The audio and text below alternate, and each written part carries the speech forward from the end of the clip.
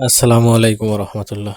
আপনারা জানেন যে আমি কিছু পুঁইশাকের কাটিং লাগাইছিলাম, তো সেগুলোর বর্তমান কি অবস্থা সেটা একটু আপনাদেরকে দেখাই। দেখেন, এটা থেকে কিন্তু অলরেডি 2-3 পিস পুঁইশাক গাছ জন্মাইতেছে। এগুলো কিন্তু আমাদের নিজেদের করা পুঁইশাকের কাটিং, অর্থাৎ পুঁইশাকের যে ডাটা থাকে সেই ডাটাটা আমরা কাটছি, চার চার ডাটা বা 3 ডাটা পরিমাণে। তো সেটা একটা ভিডিও দেওয়া আছে, আমাদের চ্যানেলেই পাবেন। আর সেগুলো লাগাইছিলাম আমরা নিজেরাই। দেখেন, অনেকগুলো লাগাইছি আমি, যেহেতু আমাদের পর্যাপ্ত জায়গা আছে। তো এটা দেখেন, এই যে দেখেন, দেখেই বুঝতে পারতেছেন যে কী পরিমাণ লাগাইছি আমি, যেহেতু এখানে কোনো খরচ নাই, আমার কোনো ইনভেস্টমেন্ট নাই।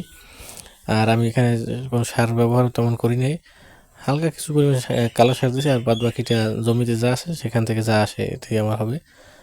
এক্সট্রা কোনো সার ব্যবহার করি না। কীটনাশক হিসাবে আমি মেহগনি ফলের যে বীজ আছে সেটা দিয়ে কীটনাশক তৈরি করার একটা পরিকল্পনা আছে, সেখান থেকে কীটনাশকটা এখানে স্প্রে করা হবে। তো এদিকে যে জায়গা আছে সেগুলোতেও পুঁইশাকের কিছু ডাটা লাগানো আছে। দেখেন, এই যে এখানে 2 পিস লাগানো আছে, এর পাশে আরও আছে। তো সবগুলোতেই মশলা দিলে দেখেন, এই যে গাছ অলরেডি কিন্তু হয়ে গেছে, এই যে কত সুন্দর সুন্দর গাছ।